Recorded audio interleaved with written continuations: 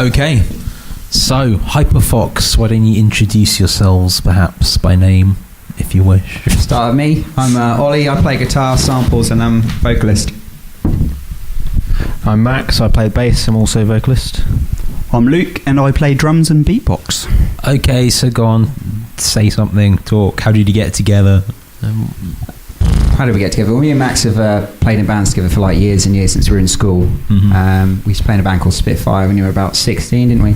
Yeah. And then got back into it a couple of years ago, but we needed a drummer. So we put an advert up on Join My Band. Tried a few guys, and then Luke came along, and Luke was awesome-o. So we went for Luke, didn't we? Yeah, that's how it's been. And that's the history.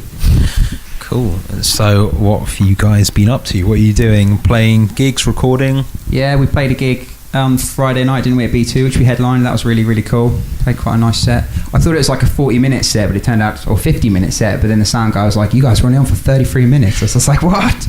That's supposed to be 50 minutes. But yeah, we did that the other day. That was fun. Yep, been recording. Just went and recorded a new EP. Got a couple of songs down, which you should hear from this podcast. Troy McClure and Long Live the King. Yeah. We recorded that like properly a couple of weeks ago, and we're sort of waiting for the mix to come back and stuff. So cool. How many tracks did you do? We did 2. We had 2 days. We got 7 songs done once in 2 days, and then this time I was like, I don't want it to overrun. And then we ended up. Well, it's kind of like 1.5 songs really, because Troy McClure's like a minute-long instrumental, isn't it? And yeah, we overran. So waiting for the mix to get back, hopefully next week, and then we're looking forward to releasing that on Spotify and making a music video, at least cool. One music video is the plan. Have you got any other recordings out there? Yeah, we've got an album which we sort of did ourselves, which is on Spotify and Deezer and all those places, all these places you can get it, called Panther. Just got 10 tracks on it, but we normally give that away free. Yeah, if you ever come see one of our gigs, you can get it for free. Yeah. Hard copy. Yeah. We make no money. Oh, do you have any gigs coming up? We've got another one at B2 in December. I think it's on a Friday. Is it the 9th? 7th. The charity gig to keep the brickmakers open. Oh, okay, yeah. Is that actually gonna work? What's don't know. I think they'll stay open. Like that's what the rumour is, isn't it? They have to. There's nowhere else for us to play. It's too cold to busk this time of year. So how many gigs have you played in your time as a band? You've been playing a lot. How long have you been together for? 2 years, I'd say, isn't it? 2 years properly. Mm-hmm. Yeah. It's about this because we did play for a few months before, but then it was like once a month, wasn't it? We didn't really take it that seriously, and then we about probably this time 2 years ago we got together. I think we played our first gig in December 16. Mm-hmm. Yeah, sounds right. So yeah, 2 years just about. Lots of fun. Yeah, we sort of play gigs every month, really. It has been sort of getting there every other month, every month. Not as many as we'd like. We're always looking for more gigs, so if anyone's listening and want to give us a gig, please do.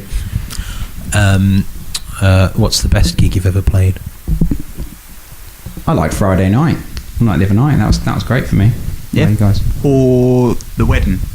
The wedding was a good night. Everyone loved that. Oh, the stag do. Your stag do. Yeah, that's the one. Yeah. One of my mates, we played like he was having a joint stag and hen. We played that and did a couple covers as well, but our own stuff. Mate, that was a lot of fun. That was in the Crypt, in Bedford's Crypt, yeah, which is cool. That's really cool. It's all medieval and ancient and stuff like that. A lot of energy.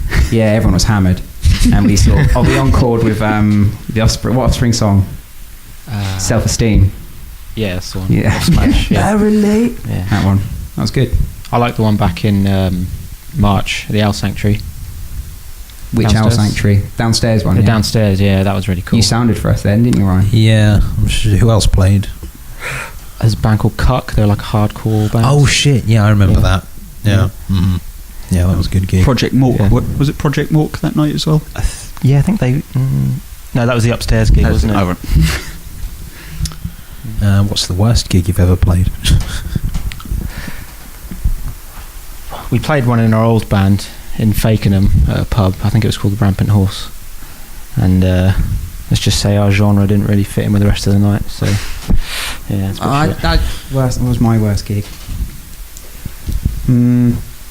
That's a tough one. That because I know I played some awful gigs. I've been like, oh, for God's sake. I can't think of the top of my head. We had quite a bad one last Christmas, which was just sort of rushed last minute. sort of got our stuff together. Well, I know I played awful. Which gig was that? Was that the Bookmakers? No, You rocked up like half an hour late. Gringos. Oh, that's when you were smashed. You were out with your workmates. Yeah. Oh yeah. Yeah, that was that like that Battle of the Bands one? Yeah, we got like that 3 was our worst songs. gig. You're right. That was shocking. That was bad. Yeah. Not my proudest moment. Sorry, Nah, guys. No, you had a Christmas jumper on, didn't you? Yeah, I was in the spirit of things. You looked very happy. So, do you have any more plans for the future? Just Like I say, we've just done these 2 songs, so I really want to do a video for, like, I Want Troy McClure we played tonight, because that's a bit of a fan favourite, isn't it? And I've got like a concept where hopefully it'll work. I've been looking for like a mask of Troy McClure, you know, like a big all head one. You can get like a full head one. A full head one, yeah, all neck as well, because you can get like, you'll understand in a second, right? Because like I can find every other fucking Simpsons mask. So they've got Barney's, they've got Moe's, they've got Comic Book Guy, they've got, is it Otto who drives the bus? They've got Ralph, they've got all the really obscure ones apart from Troy McClure, Dr. Nick, everyone. And I want this mask, so like the concept of the video is Troy McClure beats the shit out of us 3. Do you know what I mean? Like smashes bottles over our heads, stuff like that, blood everywhere. That's the idea. I've got it all in my head, it's just getting it down. Don't have the mask. We need the mask. A 3D printer or something. Face paint. What do you guys think about that? I've not discussed it at length with you boys yet. You might be looking at me like now like, oh. No, I want to get beaten to death. Yeah. Sounds pretty I scary. deserve it. We need someone who can sculpt a mask out of paper mache, I think. If you know anyone. Okay, the call is out there. Do you know anyone, Okay. Ryan? Not off the top of my head. No. Yeah. We need to find someone to beat us up as well to put the mask on. I expect there'll be a long queue. Yeah. I need to ask you a stupid novelty question. I haven't thought of one yet, though. I like novelty questions. What's your favourite biscuit? It's got to be chocolate digestive. Chocolate digestive. Yeah. That's a pretty good choice. It's a good dunker. Yeah, definitely chocolate digestive. It's Really? got to be dunked. You're both going chocolate digestive. What, Yeah. even over like a chocolate hobnob? See, chocolate hobnob is a glorious biscuit, but I think after 2 or 3, they're end so up- rich. You end up with floaters in your tea. Yeah. Nobody wants a floater in there, do you? Hobnobs have got the dipping power, haven't they? Yeah. I'm going to make myself sound really pretentious now, but there's like these M&S ones. They're like chocolate, and they've got like, well, they're like boxes as well. They're like the M&S ones are the best, and they've got like a little hole in the middle. They look like donuts, but they're little chocolate biscuits. Those ones. Quite an obscure biscuit choice there. I'm going to go on a quest now to find these biscuits. Did I tell you guys about like what the correct way up is to actually eat a chocolate digestive? It's- McVitie's one. Chocolate down, innit? Yeah, because me and my little brother got in a row about it. It's genuine row. And I was like, no, it's chocolate up. That's the right way. I was like, no, the official way is to eat it chocolate down. So we Googled it, and McVitie's have an official policy on what the correct way up a McVitie's chocolate biscuit is, and it is chocolate down. There you go. What's the rationale behind it? That's the way they're made. So like they dip them in it like that. So that's the way they come out. Right. But it depends on what way the packet you open it, I suppose, isn't it? I've always eaten them chocolate up. Yeah, that's how I'd say like 80% of people do. How about you, Luke? Yeah, I'd go chocolate up. But chocolate down, you get the chocolate on your tongue first. That's the thing. You combo it up, don't you? Alternate. What about you, Max? Maverick? That's like eating a sandwich with lettuce on the bottom. Yes, Underneath the ham. exactly, Like that's mayo just- on the base. It's perverse. Yeah. You don't. But that's the official McVitie's way.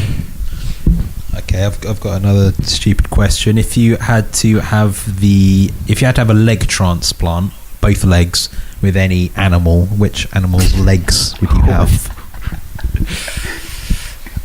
I think I'd have to choose a kangaroo because they can do Nice some bitching choice. kicks. Badass choice. Luke's in hysterics. I don't know. Giraffe legs? I'll just be Giraffe legs. really tall. That would be strange. Yeah. But imagine the drum kit you'd have to play. I'll just say how quick you could walk. I'll see you there. Just off walking at about 40 miles an hour. Oh, that'd be fucking terrifying, man. Your torso on giraffe legs. Jesus. Because I'm thinking, should I go bizarre, what looks hilarious, or should I go like practical? It's like kangaroo, that's pretty practical. That's a good idea. You could have places quick. You could have sparrow legs. That would look very Little funny. tiny bird. All right, I'll go sparrow. I'll go sparrow like Normal sized sparrow legs. yeah, 2-inch high legs. Where do the legs start? Like, sort of like my midriff? They start like where the legs start, like in Yeah. how the joint is at the hip. Oh man, yeah. How would the join work? Because it's You know those such a large. those strange Area. backwards, Maybe like there and there, like had that. those weird On the edges. backwards You knees. wouldn't be able to walk, that's for sure. I'd have a peculiar stance, wouldn't I? Imagine like, yeah, it wouldn't be good. At Wouldn't be first, people would see you and think you had no legs, and you'd be like, "No, so look closer." good. But you know how like, do you know how small birds like walk? They like run really quickly, don't they? When they move, they like dart about. I'd walk like that, like a cute little blackbird or sparrow, rather. Right, there you go. That's my answer. Okay, cool. Well, that's the interview. Oh, but I had so much more. I thought you were going to ask us later like music questions. All right, go on then. Jesus. All right, what bands influence you? Mate, that's like the kind of generic questioning I was expecting, but you're going out there with the animals. Yeah, no, go on. What bands No, I influence love you? it. I'll let them two speak first. Now I've complained. I don't know. I listen to all sorts now, but I think growing up as a teenager, my main band was Alkaline Trio. I think they're my favourites. Yeah, lots of bands like them. Yeah, I think probably my two go-to bands are either Slipknot or Flowbots. So it's a bit of either metal or hip-hop. One or the other. Do Flowbots do beatboxing? No. Because we do bits, you've just heard in the sessions, bits of beatboxing in our set and stuff like that. Where'd you get that from? I've never asked you. That's all us. I That's used to follow a chap called Beardy Man when I was about 13. Saw him perform on telly. I was like, that's really cool. He's got a whole drum kit in his face. So then I just started making stupid noises from that point on. Not just a drum kit though, like All sorts of samples, just the whole orchestra. You don't need the sample player really, do we? You don't need Jonathan. The sample player's called Jonathan, by the way. Jonathan the Third, this one, because I've had two more before that, but I destroyed them. My influences. Favourite band, The Police, definitely. I like a lot of 80s stuff like that, like Kate Bush and things like that. But growing up, the sort of stuff you get into when you're a teenager and that is definitely Alkaline Trio, like Max. Billy Talent, I love. Jimmy Eat World. I think every single guy born between like 1980 and 2000 has an Offspring album, at least one. Definitely Offspring. We all sort of what I learned to play guitar to. So that'd be those. Okay, how do you write the songs? You all write together? Or? I write most of them, don't I? Max will write. I would say this. Max will write like one a year. He's got hit rate of 1 year, but they're always masterpieces. I'm always jealous of Max's songs. They're like it's one a year, but they're always great. Yeah, Busy man. busy man. But yeah, I think I'll mostly like write a riff or whatever, or have like a melody down and stuff like that. I'll bring it in, see how it works with Max and Luco, and normally when something doesn't work, I say we normally trash it after about half an hour or 40 minutes, don't we? Sack it off, or I'll take it away and try again, because it's got to work. It's got to be exciting, isn't it? For us anyway, because if it's not going to be exciting for us, it's not going to be exciting for anyone. That's normally how it works. Quite nice. We don't improv much, do we? We don't successfully. It's normally the case of one of us bringing an idea and the rest of us will just build on it. That's pretty much it. We do bits of improv, but you end up just playing the same thing over and over for 10 minutes and it doesn't really make a song. So we get into bad habits, don't we? We've got like a certain set way of doing things. You're like, oh, let's do that again, you know. It's always, so you've got to try and break it. We do try and, cliche thing to say, try and be different, which is where the sort of beatboxing and samples with punk came from, I suppose. But yeah, I certainly always want to try and put a spin on it, don't we? We do that a lot, we think. I always say, like, oh, we've got this sort of punk riff, now what should we do with it that's completely unexpected, like a reggae verse or something like that. So mix it up.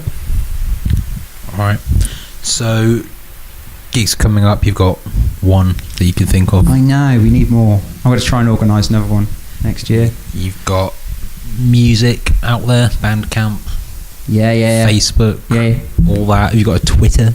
We do. You can Instagram. We're on not on Instagram. No, we don't take enough photos, do we? We're not photogenic enough. no. But yeah, we're everywhere. YouTube's, like I say, Spotify, Facebook. We've got our own website, which Max made, which is Boss. Looks really nice. We've got music videos and stuff you can watch on YouTube. Yeah, all those sort of places we are. Click and find us. Cool. Well, is there anything else you'd like to say before we wrap up the interview? just follow us on Facebook and come see us. Come see us live. We just want to see our venues full of people really enjoying themselves. Cool. Awesome. All right. Thanks very much, Ryan. No problem. Loved it. Cheers, Ron.